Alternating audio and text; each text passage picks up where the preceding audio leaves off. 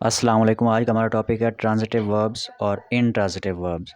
ये वर्ब्स के वो टाइप्स हैं जो ऑब्जेक्ट की रिक्वायरमेंट के बेस पे होती हैं, यानी क्या वर्ब को ऑब्जेक्ट रिक्वायर होता है अप सेंस कंप्लीट करने के लिए, या वर्ब को ऑब्जेक्ट के बगैर ही अपना जो सेंस है वो कंप्लीट कर रहा होता है। आइए इसको समझते हैं और फिर उसके बाद इसकी एग्जांपल्स को देखते हैं। इंशाल्लाह इसके बाद आपको कन्फ्यूजन नहीं होगी कि ट्रांजिटिव वर्ब कौन सा होता है और इनट्रांजिटिव वर्ब कौन सा होता है। मुझे तो ये टॉपिक बहुत इंटरेस्टिंग लगता है क्योंकि इसमें बाज़ एक्सेप्शंस भी हैं कि बाज़ वर्ब्स होते हैं वो ट्रांजिटिव के तौर पर भी इस्तेमाल होते हैं और इनट्रांजिटिव के तौर पे भी इस्तेमाल होते हैं, लेकिन उनकी पहचान करना कि वो यहाँ पे कैसे इस्तेमाल हो रहे हैं आज मैं आपको डिटेल में बताऊँगा। इस वीडियो को देखने के बाद आप इंशाल्लाह ये कहेंगे कि वाक़ई ये इंटरेस्टिंग है। तो आइए लेक्चर को स्टार्ट करते हैं। ट्रांजिटिव वर्ब को उर्दू में फ़ेले मुतद्दी कहा जाता है और इनट्रांजिटिव वर्ब जो होता है इसको फ़ेले लाज़िम कहा जाता है। अब ट्रांजिटिव वर्ब होता क्या है? पहले मैं आपको कॉन्सेप्चुअली इसकी डेफिनेशन बताता हूँ या कॉन्सेप्ट बताता हूँ कि ये क्या होता है। ट्रांजिटिव वर्ब फ़ेले मुतद्दी जो होता है ये एक ऐसा वर्ब होता है जिसको सेंटेंस में अपना सेंस कंप्लीट करने के लिए, बात को मुकम्मल तौर पर डिलीवर करने के लिए जो है वो ऑब्जेक्ट की ज़रूरत होती है। ऑब्जेक्ट के बगैर ये अपना मानी जो है वो सेंटेंस में डिलीवर नहीं कर रहा होता। जैसे कि ट्रांजिटिव वर्ब के मानी से ही हमें मालूम हो जाता है फ़ेले मुतद्दी। मुतद्दी क्या होता है? एक जगह से दूसरी जगह ट्रैवल करना, यानी फैलने वाली चीज़ जो होती है।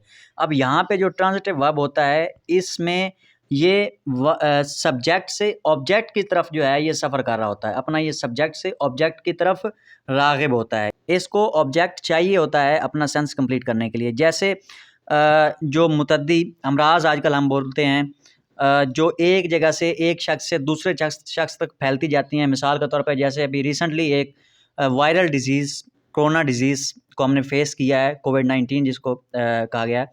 तो जिस तरह वो वायरल एक डिज़ीज़ थी, यानी स्प्रेड होती गई थी एक जगह से दूसरी जगह, इसी तरह जो ट्रांजिटिव वर्ब है ये सब्जेक्ट से ऑब्जेक्ट की तरफ ट्रांसफ़र होता है। इसको अपना सेंस कंप्लीट करने के लिए ऑब्जेक्ट की ज़रूरत होती है। इसके मुकाबले में जो इनट्रांजिटिव वर्ब होता है इसको अपना सेंस कंप्लीट करने के लिए ऑब्जेक्ट की ज़रूरत नहीं होती, यानी ये सब्जेक्ट से ऑब्जेक्ट की तरफ राग़िब नहीं होता। इससे सब्जेक्ट से ऑब्जेक्ट की तरफ ये सफ़र नहीं करता। जो इनट्रांजिटिव वर्ब होता है इसके लिए ये भी पॉसिबल है कि ये ऑब्जेक्ट की तरफ ट्रांसफ़र हो सकता है, लेकिन जिस तरह ट्रांजिटिव वर्ब को ऑब्जेक्ट के लिए लाज़मन ट्रांसफ़र होना पड़ता है उसको अपना सेंस कंप्लीट करने के लिए, उस तरह इन ट्रांजिटिव वर्ब के लिए ज़रूरी नहीं है, लेकिन ये हो भी सकता है, एक्सेप्शंस भी हैं। तो आइए इसकी अब डेफिनेशन को समझते हैं कि डेफिनेशन में क्या है और जो मैंने समझाया है वो क्या, दोनों एक ही चीज़ हैं। वो मैंने कॉन्सेप्चुअली आपको डेफिनेशन समझाई है या एक कहानी के अंदाज में समझाया ताकि आपके जहन में बैठ जाए। आइए अब इसकी डेफिनेशंस को देखते हैं।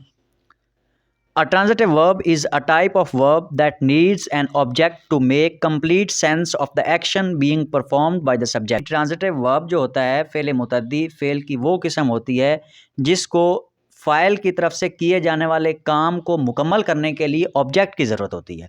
उसके बरक्स जो है an intransitive verb is a verb that doesn't necessarily require an object to make sense of the action being performed by the subject. इसके मुकाबले में जो इनट्रांजिटिव वर्ब होता है, फ़ेल लाज़िम होता है, इसको अपने सब्जेक्ट की तरफ से जो काम हो रहा होता है, जो सब्जेक्ट फंक्शन परफॉर्म कर रहा होता है, उसको कंप्लीट करने के लिए ऑब्जेक्ट की ज़रूरत नहीं होती। लेकिन मैंने आपको बताया कि एक्सेप्शंस इसमें भी हो सकती हैं, लेकिन उस तरह जिस तरह ट्रांजिटिव की बेसिक नीड होती है ऑब्जेक्ट को रिक्वायर करना, उस तरह इसकी नहीं होती। इसकी एग्जाम्पल्स के ज़रिए देखते हैं। The dog chase the cat.